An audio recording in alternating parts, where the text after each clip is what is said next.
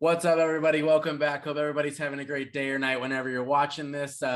Me being a resident Laker fan, I am down bad right now because my team absolutely sucks, and I'm gonna let it out right now. I have a lot of thoughts on this team and where everything went wrong. And if you're a Laker fan, go ahead and let it out in the comments. There's a lot of frustration, I'm sure of it. I'm full of it. But before I hop into probably what's gonna be a very negative video and probably a pretty good rant. If you're new to the channel, please subscribe. And if you enjoy this kind of content, please like the video. I really appreciate it. It helps my channel a ton. Okay, so I got some notes here for what I think from collectively from the entire season, because we're playing the Pelicans right now. Can't see it on my TV, but I basically turned it off. We're down 30 at the end of the third quarter. And I don't care who you're playing. You should never be down 30 at the end of the third quarter. No excuses for that. So notes I got here. Their offense is just pathetically bad. And they have some pretty decent offensive players on their roster. And I think that one of the biggest issues is they have no movement off the ball. Like, everyone just stands there. And it's like LeBron is a phenomenal passer if you're moving. If you're standing still, he's not going to just turn you into a wide open player. Like, he's not just going to create you a wide open shot. It's very rare that it happens anymore. It makes no sense. It's stupid. There's no flow to the offense because of it. It's stagnant. We wait till there's 3 seconds to chuck up a brick off the top of the backboard. It's just bad. I like this what's the comparison or whatever, I forget what the word is, you probably know what it is.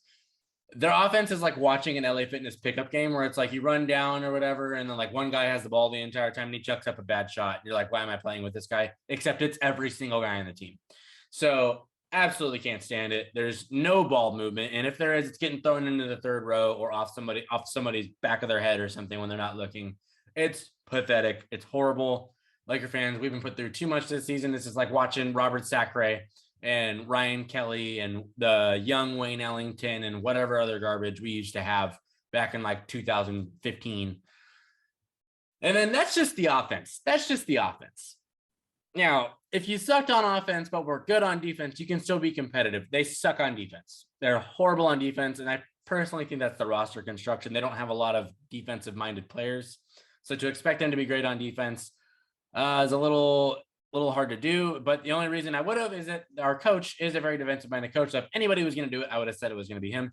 But honestly, no one really gives effort on defense, and I think that's because they're just not a cohesive unit on offense.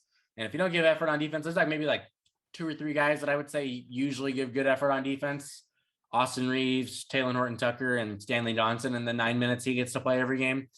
They just don't have the minds. They don't have the bodies for it. They don't have the enthusiasm to playing defense like the team in 2020 did. It's just not the same. And what I've noticed overall with this team is they do not play for each other whatsoever. Like, dudes hit the ground and everyone's just kind of standing there waiting for them to get back up.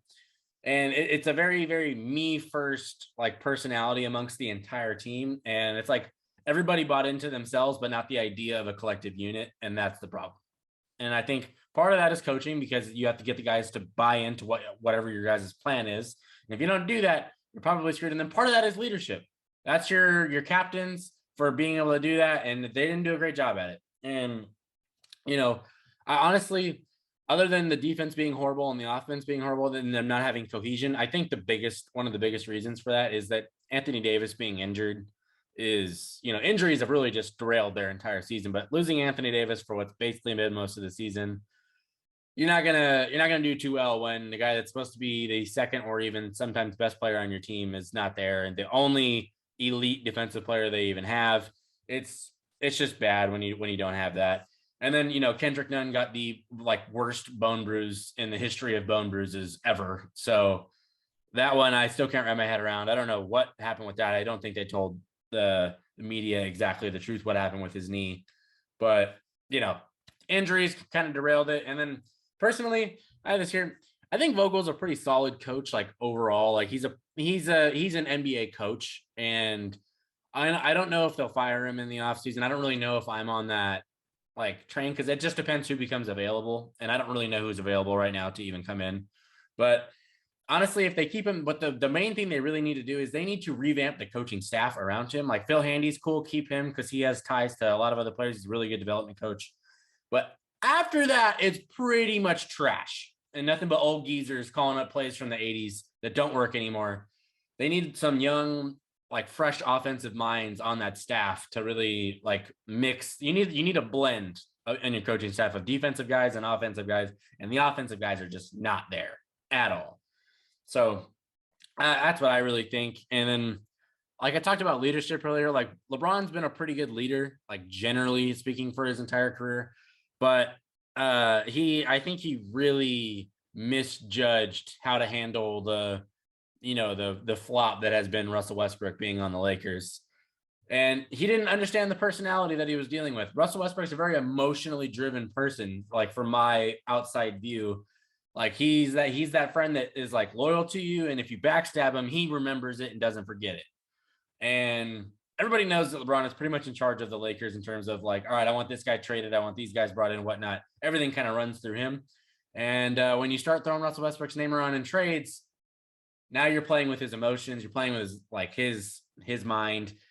You're gonna lose him at that point. And like, I understand, if honestly, if I was Russ, I would be pissed off too. It's like you're going into work and you find out this guy that you're working with is trying to ship you off to a different department so he can like get what he wants. Like it doesn't make a lot of sense from LeBron's perspective, but like I understand Russ's side of it. And I think that's where as a leader, you got to be able to understand how to, even if you want a guy moved, you got to understand how to move in silence, like how to get what you want said across without the entire world knowing that you're the one that said it.